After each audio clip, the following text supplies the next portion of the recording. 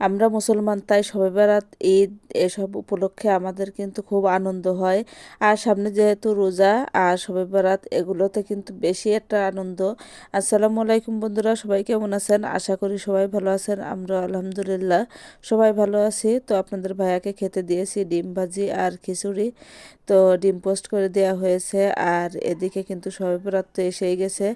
তো আমি নতুন জামা কাপড় বানাচ্ছিলাম অনেক দিন পর, কারণ অ্যাক্সিডেন্টের পর থেকে আমি বেশি একটা জামা কাপড় তো বানাই না, কারণ পায়ের সমস্যা তার জন্য। আর শীতের মানে দিনটা যে ছোট, তার জন্য কিছুটা মানে সময়ের জন্য বানানো হয় না আর কি।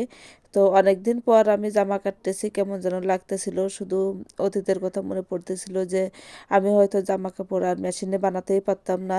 তারপরে আল্লাহ তাআলা আমাকে যে সুস্থতা দান করেছেন, আমি এখন পারতেছি আলহামদুলিল্লাহ। তো যাই হোক, শবে বরাত কিন্তু এসেই গেছে। তো আমার মেয়ে জামাই কালকে আসবে। তো আপনাদের ভাইয়াকে বলছিলাম যে শবে বরাতের মানে মেয়ে জামাই উপলক্ষে কিছু বাজার করে আনতে। আর এখন সন্ধ্যাবেলার দিকে দেখেন, আমার ছেলে যেই শুনেছে শবে বরাতের রাতে নামাজ পড়তে হয়, বেশি বেশি করে ইবাদত করতে হয়, ও আগে বলছে কি সামিয়ার আগে আমি নামাজ পড়ে নিব। আসলে ভাই বোন ছোট থাকলে এরকম কম্পিটিশনই চলে। তো আমার ছোট মেয়ে বলতেছে আম্মু নামাজ পড়তে হবে, আজকে রাতে নামাজ পড়বো সবাই মিলে। তো ও অজু করতে গিয়ে দেখে, ফিরে এসে দেখে যে ওর ভাই নামাজে দাঁড়ায় গেছে, অজু অজু আর করা লাগেনি। তো যাই হোক, অজু লাগবে না, এটুকু বাচ্চা যে আগ্রহটাই বেশি। আর দেখেন কত মনোযোগ দিয়ে নামাজ পড়তেছে। তারপর আমার ছোট মেয়ে আমাকে ডেকে বলছে আম্মু দেখো সাবিত কত সুন্দর করে নামাজ পড়তেছে। ও একটু ক্যামেরা বন্দি করে নিল। আর এদিকে কিন্তু আপনাদের ভাইয়া রাত 9টার দিকে, 9টা বলে ভুল হবে, 9:30 পার হয়ে গেছিল। তো গরুর মাংস নিয়ে এসেছে। আর এখানে হচ্ছে 1.5 কেজি মাংস নিয়ে এসেছিল। তার থেকে বলতেছে আমাকে অল্প একটু রান্না করে দাও, আর মেয়েরা আসলে তারপর আবার রান্না করো। তো আমি অল্প একটু নিয়ে রান্না করে দিচ্ছি। যে সে বলতেছে টাটকা গরুর মাংস, এটা কিন্তু খুব ভালো লাগে। তো আমি সব মশলা টশলা একবারে দিয়ে, এই যে অল্প একটু পানি দিয়ে এখন এটা বসাই দিছি।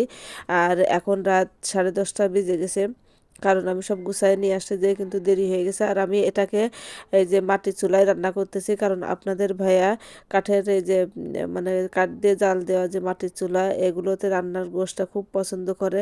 গ্যাসে রান্না খুব কমই ভালো লাগে, আর মাটির চুলায় খেতে খেতে আসলে আমরা অভ্যস্ত হয়ে গেছি। তাই মাটির চুলাতে আমার কাছে বেশি ভালো লাগে, আর আপনাদের ভাইয়া তো অনেক পছন্দ করেন।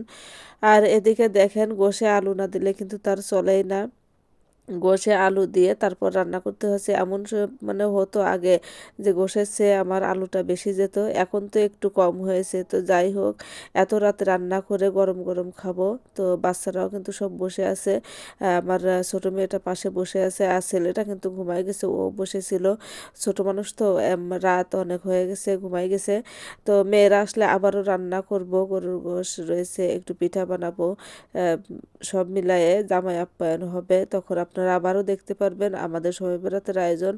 আজকে হালকা পাতলা করে একটু আয়োজন করলাম। আমাদের ভিডিওটি দেখে আপনাদের কেমন লাগলো সবাই কমেন্টসে জানাবেন। ভালো থাকবেন, সুস্থ থাকবেন।